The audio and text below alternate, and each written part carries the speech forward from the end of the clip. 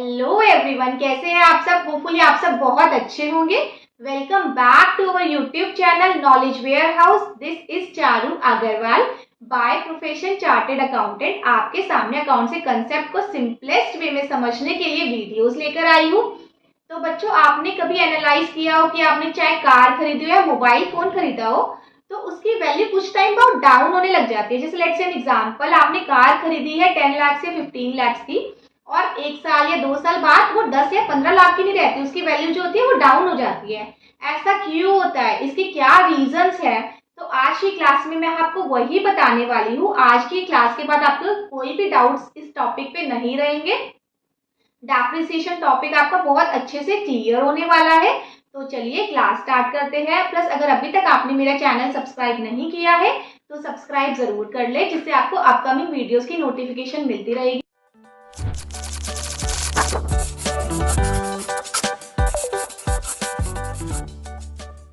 हमारा जो टॉपिक है वो डेप्रिसिएशन है। डेप्रिसिएशन की आज हमारी फर्स्ट क्लास है।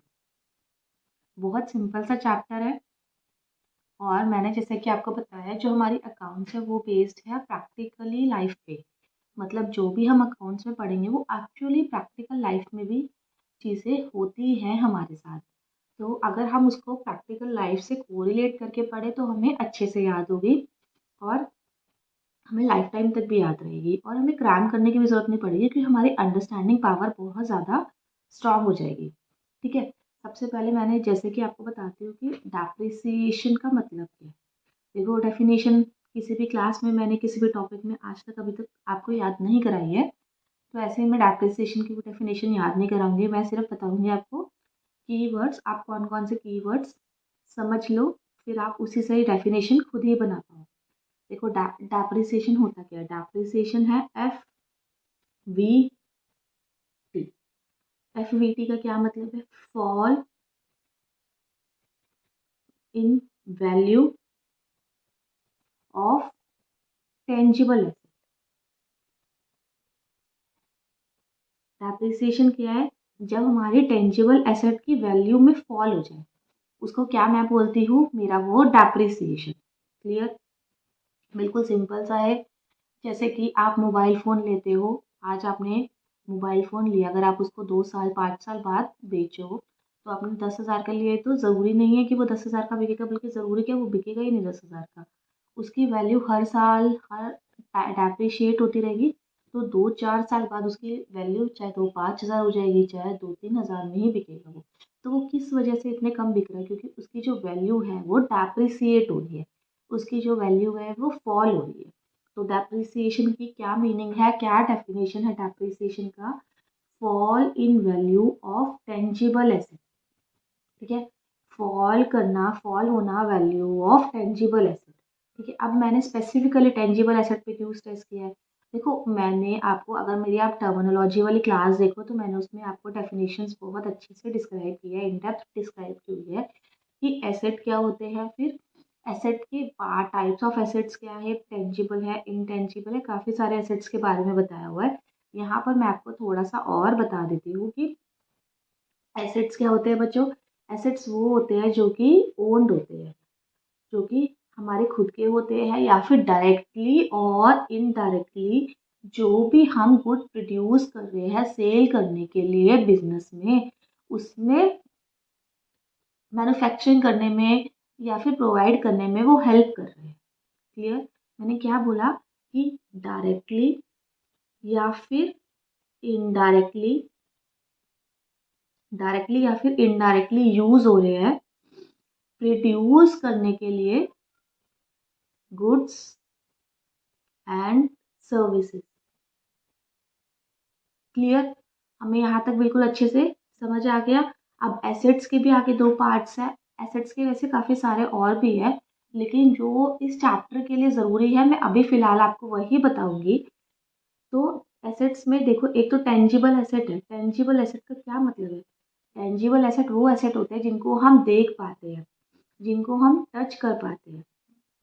जैसे कि मशीनरी हो गई, लैंड हो गई, बिल्डिंग हो गई, मोबाइल फ़ोन हो गया, और मैंने आपको, अगर आप मेरी प्रीवियस वीडियोस देखो टर्मिनोलॉजी की, उसमें आपको ये भी बताया था कि किस किस बिजनेस के लिए कौन कौन से हम एसेट मानते हैं और किस किस बिजनेस के लिए कौन कौन से हम गुड्स मानते हैं। मतलब कि फ़ोन हमारा किसी बिजनेस में गुड्स भी हो सकता है, अगर हम उसको बेच रहे हैं, खरीद रहे हैं। अगर हमारा बिजनेस है, हम ये शॉप नहीं लगा, शॉप होती है जिसमें हमारा बिजनेस होता है कि हम फ़ोन को बेचना और खरीदना, उसके लिए जो मोबाइल फ़ोन है वो हमारे क्या है, वो हमारे गुड्स है, वो हमारे गुड्स है। लेकिन अगर कोई नॉर्मली बिजनेस हो जो कि फ़ोन में डीलिंग नहीं कर रहा हो, जो कि कुछ और प्रोड्यूस, गारमेंट प्रोड्यूस कर रहा हो या फिर कुछ और कर रहा हो, उसके लिए हमारा जो मोबाइल फ़ोन है वो एसेट कंसिडर होगा। तो टर्मिनोलॉजी वाली क्लास में मैंने आपको पूरा अच्छे से डिस्क्राइब किया हुआ है कि गुड्स और एसेट्स में भी क्या फ़र्क है। बट अभी मैंने आपको थोड़ा सा यहाँ पर भी बता दिया। टेंजिबल एसेट वो होते हैं जिनको हम देख सकते हैं, टच कर सकते हैं, जैसे कि मशीनरी होगी, लैंड होगी, बिल्डिंग हो गई, मोबाइल फ़ोन हो गया। और इनटेंजिबल एसेट कौन से एसेट होते हैं, जो कि हम देख नहीं सकते, जो कि हम का ना देख सकते और ना ही टच कर सकते। ना ही हम उनको देख सकते हैं और ना ही हम टच कर सकते हैं। जैसे कि हमारा हो गया गुडविल, जैसे कि हमारी हो गई पेटेंट, कॉपीराइट। क्लियर? ये हमें फ़र्क पता चल गया कि टेंजिबल एसेट और इनटेंजिबल एसेट में क्या फ़र्क है, वो चीज़ें। और इनटेंजिबल को भी मैंने टर्मिनोलॉजी वाली क्लास में बहुत अच्छे से डिस्क्राइब किया हुआ है, तो इसलिए उसमें भी आप देख सकते हैं। बाकी मैंने यहाँ पर भी बता दिया कि ये मेन तो यही फ़र्क है, टेंजिबल एसेट को हम देख सकते हैं और इनटेंजिबल एसेट को, क्योंकि आप किसी की गुडविल तो नहीं देख सकते ना। जैसे BTW है, वो अपने नाम से ही बिकती है, हल्दीराम्स है वो अपने नाम से ही बिकता है। तो वो उसका और दूसरे का जैसे हम अगर किसी नॉर्मल शॉप से ले तो 100 रुपये की चीज़ आती है, और अगर हम हल्दीराम से ले तो वही चीज़ हमारी 250-300 की आएगी।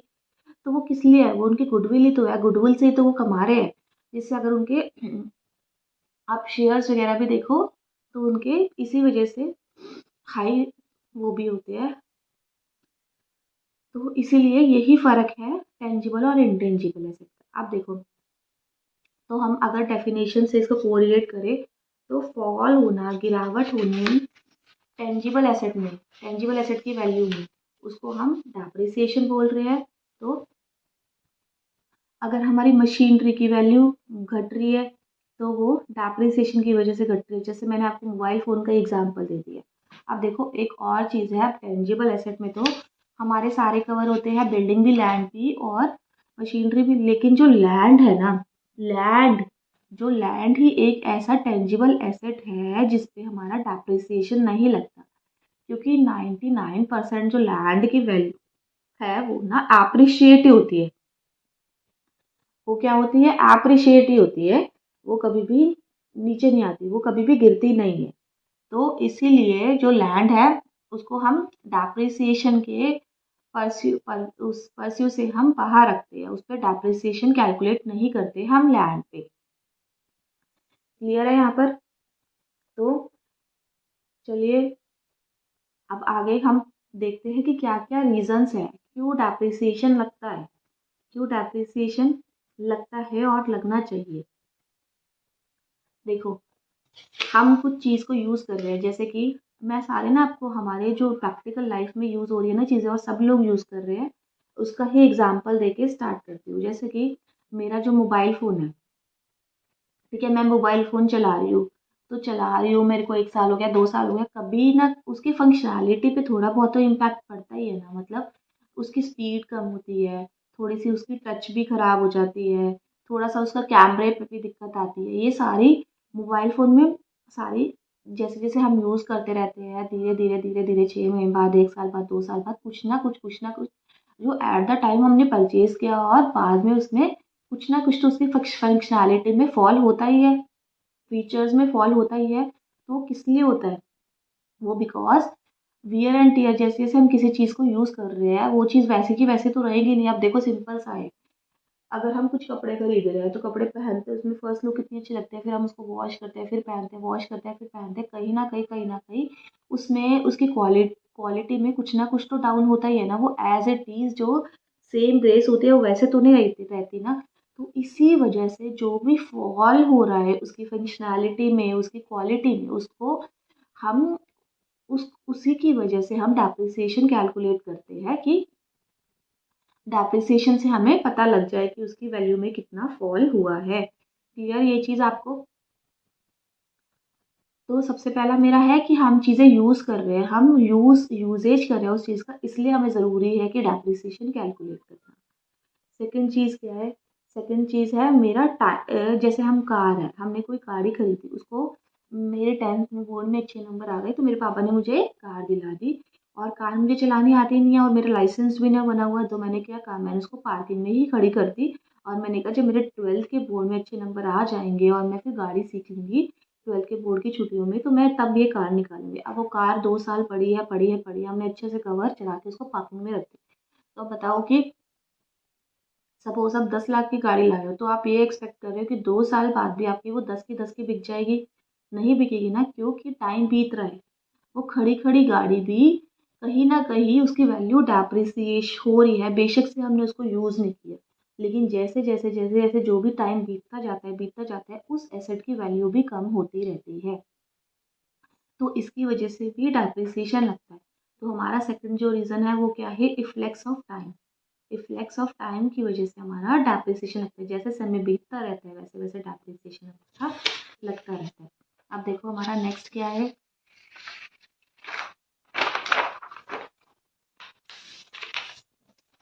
हमारी नेक्स्ट हमारी आती है कि हमारा कि ऑब्सोल्यूट हो जाती है।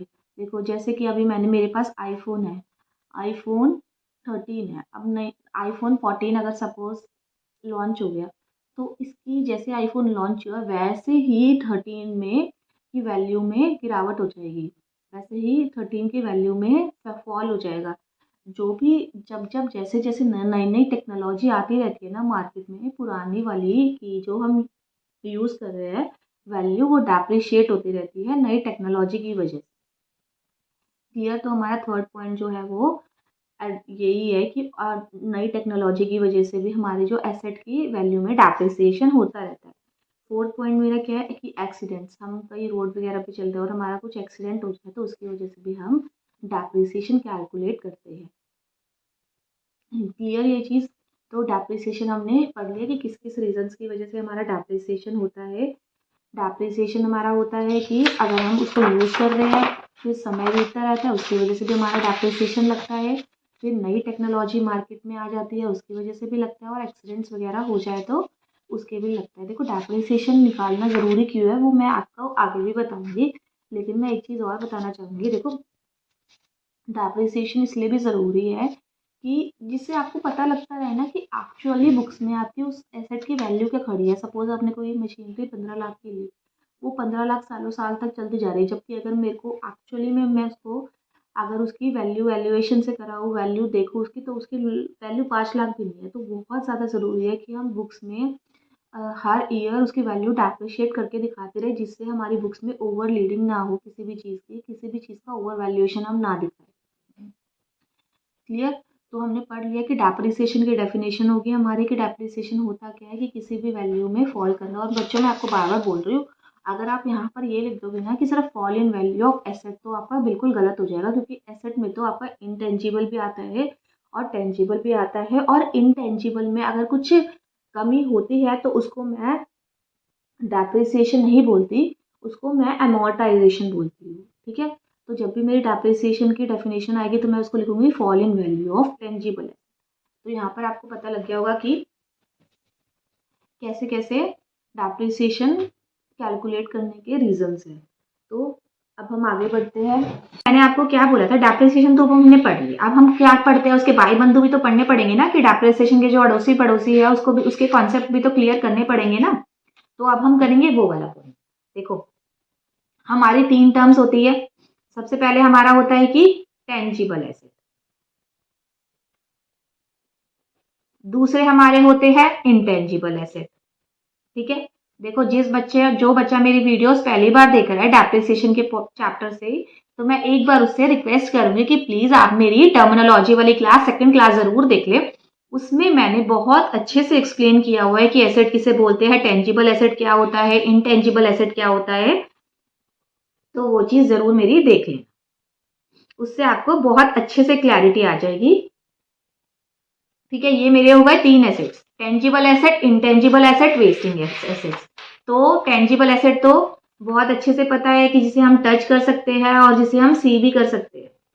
इनटेंजिबल एसेट कौन से होते हैं, जो कि कांट टच, जो ना टच हो सकते और जिन्हें हम ना देख सकते। थर्ड मेरा क्या है, वेस्टिंग एसेट्स कौन से होते हैं, जो मेरे नेचुरल रिसोर्सेज है, जो मुझे नेचर से प्रोवाइड हुए, जो मुझे नेचर ने दिए हुए, जैसे कि मेरा कोल माइंस हो गया, ठीक है, मेरा ऑयल वेल्स हो गए, ये सारे मेरे नेचुरल रिसोर्सेज है। अब टेंजिबल एसेट का एग्जांपल है तो मेरे क्या हो गए, बिल्डिंग हो गया, मशीनरी हो गई, मोबाइल फोन्स, ये सारे मेरे टेंजिबल एसेट्स है। इनटेंजिबल एसेट्स क्या है मेरे, मेरी गुडविल हो गई, मेरे पेटेंट्स हो गए, कॉपीराइट्स, ये सारा मेरा किसके अंदर आता है, इनटेंजिबल एसेट्स के अंदर। और वेस्टिंग एसेट्स मैंने आपको बता ही दिया कि जो नेचुरल रिसोर्सेज होते हैं, जैसे कोल्स हो गया, माइंस हो गया, ऑयल वेल्स, ये सारे मेरे आते हैं वेस्टिंग एसेट्स। ठीक है, अब देखो, चाहे वो इंटेंजिबल एसेट हो, चाहे वो टेंजिबल हो, चाहे वेस्टिंग हो, भगवान ने सबको कहा कि सबकी वैल्यू कम होती रहेगी। ये नहीं है कि इनमें से कोई भी बिल्कुल अमृत पी के आया, जैसे तू, जैसे मैं पृथ्वी पे गया, जैसे तेरा मैन्युफैक्चर हुआ है तो एज इट इज वैसे ही रहेगा, ऐसा कुछ नहीं है। चाहे वो टेंजिबल हो, चाहे वो इनटेंजिबल हो, चाहे वो वेस्टिंग एसेट्स हो, सबकी ही वैल्यू फॉल होगी, सभी गिरेगा, सबकी ही चीजें डेप्रिशिएट होगी, सभी की वैल्यू में कमी आएगी। तो लेकिन इसका मतलब ये नहीं है कि अगर हम टेंजिबल एसेट्स की वैल्यू में कमी आती है तो हम उसको क्या बोलते हैं, डेप्रिसिएशन। इसका ये मतलब नहीं है कि हम सबको ही ऐसे बोलेंगे कि अगर इंटेंजिबल की एसेट्स में कमी आ रही है तो उसको भी हम डेप्रिसिएशन ही बोलेंगे, नहीं। अगर टेंजिबल एसेट्स की वैल्यू में फॉल हो रहा है तो मैं उसको क्या बोलती हूँ, डेप्रिसिएशन है। अगर इंटेंजिबल एसेट्स की वैल्यू में फॉल हो रहा है तो मैं क्या वर्ड यूज करती हूँ उसका, एमोर्टाइजेशन। ठीक है, आप लोगों के लिए नया वर्ड होगा। ठीक है, तो मैं आपको वही बता रही हूँ कि अगर इंटेंजिबल एसेट्स की वैल्यू में फॉल हो रहा है तो मैं उसको बोलूंगी एमोर्टाइजेशन। अगर टेंजिबल एसेट्स की वैल्यू में फॉल हो रहा है तो हम सिंपल सा जो हम पढ़ते आए हैं, डेप्रिसिएशन, डेप्रिसिएशन वही बोलेंगे। और अगर वेस्टिंग एसेट्स की वैल्यू में फॉल हो रहा है, जैसे कि हम नेचुरल रिसोर्सेज नहीं यूज कर रहे, पेट्रोल निकाल रहे हैं, कोल माइंस, ऑयल वेल सब कुछ कर रहे हैं, तो धीरे धीरे धीरे धीरे जो कि हमें नेचर ने प्रोवाइड किया वो कम कम होता जा रहा है, कम होता जा रहा है ना। तो हम उसको क्या बोलते हैं, जो वेस्टिंग एसेट्स में कमी आ रही है उसको हम क्या बोलते हैं, डिप्लीशन।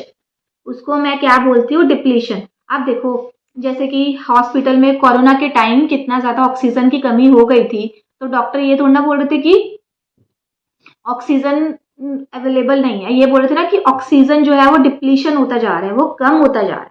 क्लियर, ये हमने एसेट्स के यहाँ पर भाई बंधु पढ़ लिए हैं कि डेप्रिसिएशन होता है तो मैं टेंजिबल एसेट्स के केस में होता है, एमोर्टाइजेशन होता है तो वो इंटेंजिबल के केस में होता है, डिप्लीशन होता है वो वेस्टिंग एसेट्स के केस में होता है।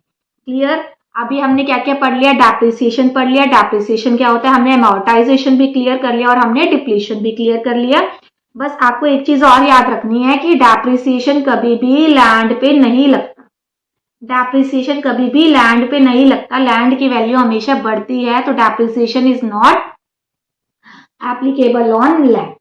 क्लियर, यहां तक हमारा सारा क्लियर होता जा रहा है। और हमने सारे रीजंस भी पढ़ लिए हैं कि डेप्रिसिएशन क्यों लगता है, क्योंकि भाई जो भी धरती पे आया है उसकी वैल्यू तो फॉल होगी ही होगी, कोई भी अमृत नहीं पी के आया, तो जैसे है वैसे ही रहेगा, चाहे वो मैन्युफैक्चर हुआ हुआ हो, चाहे वो कुछ भी हुआ हुआ हो, उसकी वैल्यू जरूर की जरूर डाउन होगी ही होगी।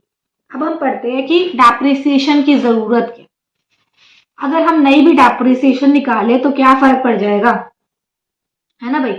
अगर नई भी डेप्रिसिएशन निकाले तो कौन से आंधी तूफान आ जाएंगे, तो डेप्रिसिएशन के क्यों जरूरत है डेप्रिसिएशन की। देखो, अगर मैं कंपनी अपनी प्रॉफिट एंड लॉस बना रही है, फाइनेंशियल स्टेटमेंट बना रही है, इसे नेक्स्ट चैप्टर में आपको फाइनेंशियल स्टेटमेंट का ही बताने वाली हूँ।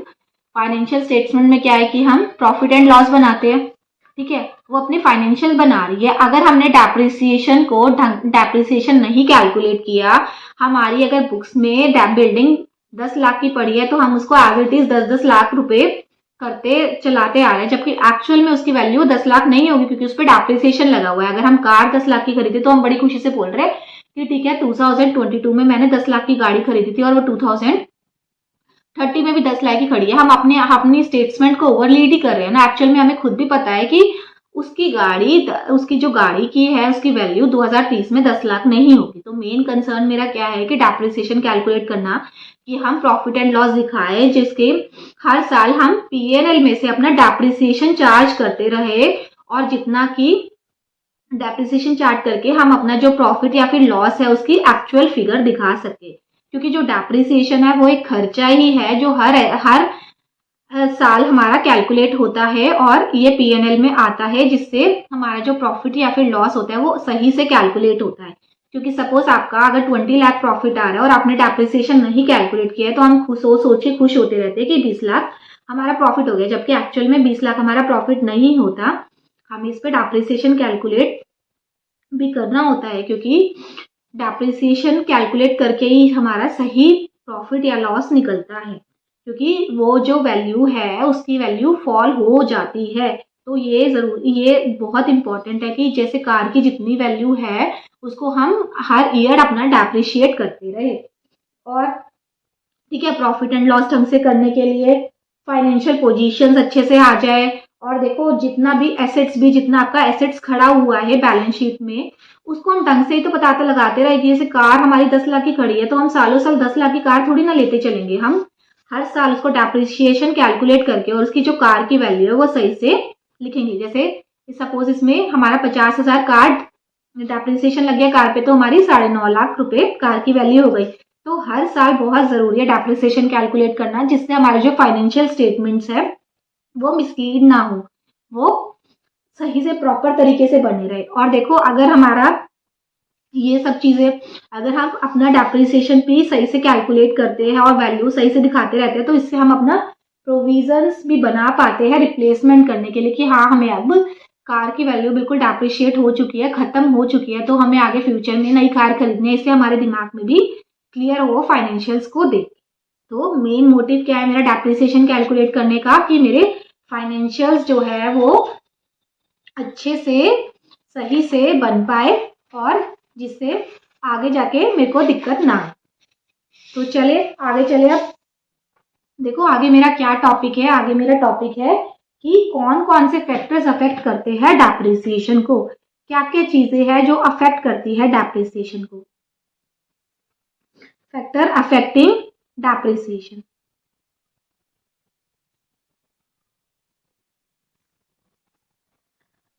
देखो सबसे पहले तो डेप्रिसिएशन कैसे कैलकुलेट होता है, ठीक है, हमें पहले ये दिमाग लगाना है क्या क्या चीजें हमें ध्यान में रखनी पड़ेगी अगर हमें डेप्रिसिएशन अपना कैलकुलेट करना है। तो देखो अब डेप्रिसिएशन किसके कैलकुलेट होता है, कॉस्ट पे कैलकुलेट होता होगा, और तो किस पे करेंगे। अगर हम 10 लाख की गाड़ी खरीद रहे हैं तो उसी पे तो डेप्रिसिएशन कैलकुलेट करेंगे।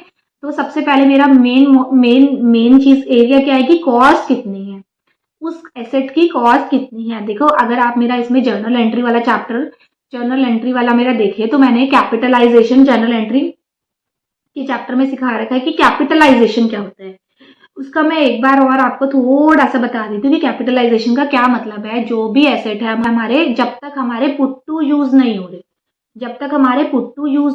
हो रहे, जितना भी एक्सपेंसेस हुआ है पुट टू यूज तक, टिल पुट टू यूज, वो सब मैं क्या बोलती हूँ, कैपिटलाइज करती हूँ। कैपिटलाइज का क्या मतलब है कि वो मैं एसेट की वैल्यू में ऐड ऑन कर लेती हूँ। जैसे मैं अगर छोटा सा एग्जांपल लूँ, अगर मैंने कोई बिल्डिंग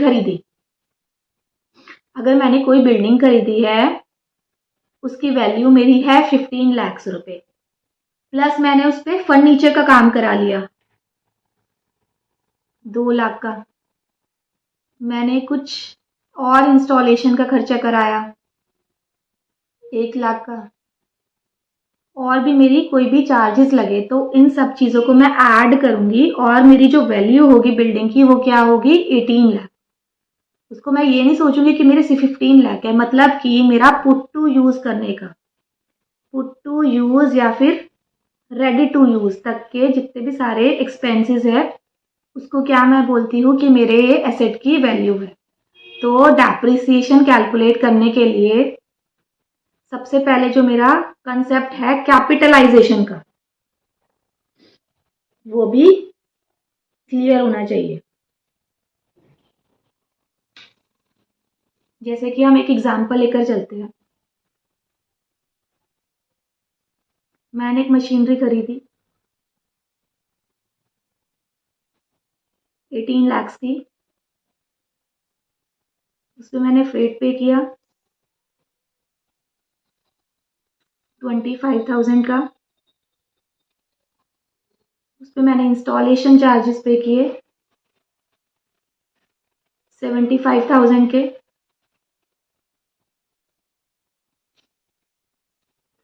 ये सब मेरा हो गया एक्सपेंसेस।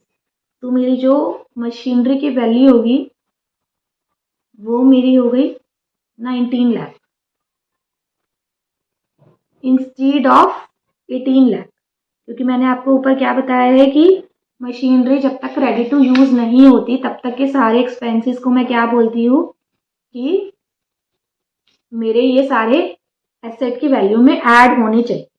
तो देखो, तो जितने भी मेरे, तो जिस वैल्यू पे मुझे डेप्रिसिएशन कैलकुलेट करना है उसकी वैल्यू निकालना भी मेरे लिए बहुत ज़रूरी है। जैसे कि मेरी एक तो परचेज कॉस्ट आ गई कि मेरी परचेज कॉस्ट कितनी हुई, प्लस मेरा कोई इंस्टॉलेशन है, मेरी कोई इरेक्शन है, इरेक्शन वाले चार्जेस, मेरे कोई फ्रेट वाले चार्जेस है, वो सारे मेरे किस में ऐड होंगे, इसकी कॉस्ट में ऐड होंगे, एसेट की कॉस्ट में ऐड होंगे। प्लस अगर मैंने कोई टैक्सेस पे किए, मैंने कोई जीएसटी पे किया, अब देखो जीएसटी में क्या है, अगर मुझे जीएसटी का क्रेडिट मिल जाएगा, मतलब मुझे इनपुट क्रेडिट मिल जाएगा, मैं अपनी आउटपुट लाइबिलिटी से एडजस्ट कर पाऊँ इस क्रेडिट को, तो मैं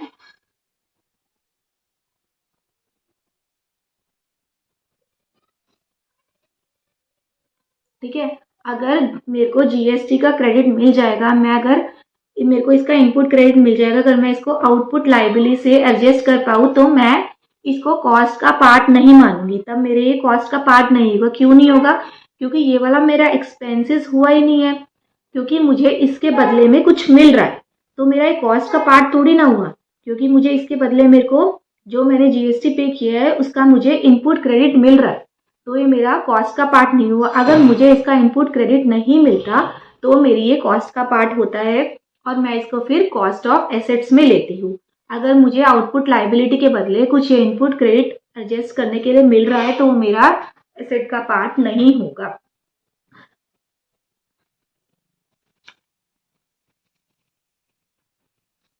आगे मेरा जो पहला मैंने पढ़ लिया, पहला मेरा क्या है कि कॉस्ट ऑफ एसेट्स, कौन कौन से फैक्टर अफेक्ट करते हैं। सबसे पहला मेरा है कॉस्ट ऑफ एसेट्स। दूसरा मेरा फैक्टर कौन सा है कि यूजफुल लाइफ क्या है, estimated useful life, estimated useful life क्या है एसेट्स की। देखो जैसे कि मैंने आपको ऊपर बताया ही था कि कार कार को जो है वो मैं सिर्फ 15 साल तक ही चला सकती हूँ, रोड पे इससे ज़्यादा नहीं चला सकती। ऐसे ही अगर आप प्रोफेशनल लेवल पे पढ़ोगे तो अकाउंट्स में आपको अकाउंटिंग स्टैंडर्ड या फिर आईएएस पढ़ने को मिलेंगे, जिसमें आपका एक डेप्रिसिएशन वाला स्टैंडर्ड होगा। आपको उसमें सारा बता रखा होगा कि किस किस एसेट्स की क्या क्या लाइफ प्रिस्क्राइब की है कि इससे ज़्यादा वो एसेट यूज नहीं हो सकता। ठीक है, ऐसे उसमें बता रखा है कि कार की कितनी है, मशीन्स की कितनी है।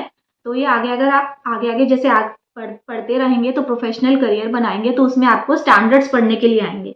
तो स्टैंडर्ड्स में आपके हर एसेट्स का स्टैंडर्ड दे रखा है, मतलब एक ही डेप्रिसिएशन का एक स्टैंडर्ड दे रखा है, उसमें आपकी सारे एसेट्स की लाइफ दे रखी है कि कौन कौन सा एसेट कितने कितने लाइफ हम कंसीडर करके उसका डेप्रिसिएशन कैलकुलेट करेंगे, तो वो आगे जाके पढ़ेंगे। यहाँ पर इस लेवल पे तो हमें ये जरूरत नहीं है पढ़ने की, वो हमें ऑलरेडी मेंशन होगा कि ये वाला एसेट है, इसकी यूजफुल लाइफ कितनी है। तो यही मैं बता रही हूँ कि दूसरा जो पॉइंट है वो क्या, दूसरा पॉइंट क्या आ गया कि एस्टिमेशन यूजफुल लाइफ क्या है, वो एसेट हम कितने एस्टिमेटेड कितने सालों तक यूज कर पाएंगे। जैसे कि मैंने आपको एग्जांपल दे दिया कार का कि वो हम 15 ईयर्स तक यूज कर सकते हैं, तो उसी के बेसिस पे जो मेरा कॉस्ट, मेरा एस्टिमेटेड यूजफुल लाइफ होगी, उसके हिसाब से ही मैं अपना डेप्रिसिएशन कैलकुलेट कर पाऊंगी कि मैं उस वो वाली जो मेरी कॉस्ट आएगी उसको मैं डेप्रिशिएट की वैल्यू निकाल पाऊंगी। यूजफुल लाइफ समझ आ गया। हम आगे अकाउंटिंग स्टैंडर्ड्स में पढ़ेंगे कि एसेट्स की कितनी कितनी लाइफ दे रखी है, यहाँ पर हमें मेंशन होगा। तो बस मेरा ये मतलब यही है कि जो डेप्रिसिएशन है वो निकालने का एक ये भी फैक्टर अफेक्ट करता है कि वो जो एसेट है वो कितने साल चलेगा, उसकी लाइफ क्या है। थर्ड मेरा क्या है कि स्क्रैप वैल्यू या फिर रेजिडुअल वैल्यू कितनी बचेगी उसकी। जैसे कि अब मेरी जो गाड़ी है वो मैंने 15 साल चला ली, अब मेरा जो भी उसमें लोहा रखा हुआ है या फिर कुछ और भी चीज है, जो भी सारी चीज है वो मेरी कबाड़ी वाला, या फिर मैं उसको स्क्रैप बेचूंगी तो कितनी बेचूंगी। जैसे गाड़ी है 5,000 रुपये, मुझे जब मेरे पूरी लाइफ खत्म हो जाएगी उस एसेट की, जो भी मेरी पूरी लाइफ खत्म होकर मैं उसको अच्छे से चला लूंगी, तो वो कितने का बिकेगा, मतलब at the end of the life of asset उसकी जो वैल्यू है, स्क्रैप वैल्यू, वो कितनी रहेगी। तो मैं यहाँ पर क्या लिखूंगी, ये मेरी स्क्रैप वैल्यू कितने की बिकेगी। देखो एग्जाम्पल जो है, मैं इन तीनों जो मैंने पॉइंट्स बताए हैं उनको तीनों में कोरिलेट करती हूँ। ये तीनों पॉइंट्स कैसे कोरिलेट करते हैं, सबसे पहले हम लेते हैं कार का एग्जाम्पल। कार मैंने खरीदी है 12 लाख की, ठीक है। इस पे मैंने सीट कवर लगा दिए, कुछ और भी जो गियर लॉक था वो सब लगा के मेरे को सारी इंस्टॉलेशन जो भी मेरी चीजें आई वो मैं उसके पास रेडी टू यूज करके मेरी जो कॉस्ट निकली है वो सपोज 13 लाख निकली, ठीक है। तो मेरी सारे एक्सपेंसेस जोड़ के जो मेरी कॉस्ट हो गई वो 13 लाख है। ये हमारा जो मैंने आपको फर्स्ट ऊपर वाला पॉइंट बताया है कि जो कॉस्ट होगी वो कितनी होगी, वो मेरी 13 लाख होगी, ठीक है। सेकंड मेरा क्या है, मैंने आपको क्या पढ़ाया था कि यूजफुल लाइफ कितनी है। यूजफुल लाइफ पता लगानी है कि इसकी कितनी है। ये कार हमें बता रखा है कि ये जो कार है उसकी लाइफ होती है 15 साल, वो 15 साल रोड पे आराम से चल सकती है। तीसरा मेरा क्या है कि अगर मैं ये 15 साल बाद इस गाड़ी को बेचती हूँ तो मुझे कितना पैसा मिलेगा, जो भी उसमें लोहा वगैरह जो भी मेरा बिकेगा वो कितना पैसे में मिलेगा। तो मेरा वो थर्ड पॉइंट क्या है, वो स्क्रैप वैल्यू क्या है, या फिर उसको हम दूसरी वर्ड क्या बोलते हैं कि estimated residual value. Estimated residual value उसकी कितनी निकलती है। तो ये मेरी हो गई 5 लिया कि कौन कौन से फैक्टर अफेक्ट करते हैं डेप्रिसिएशन को, ठीक।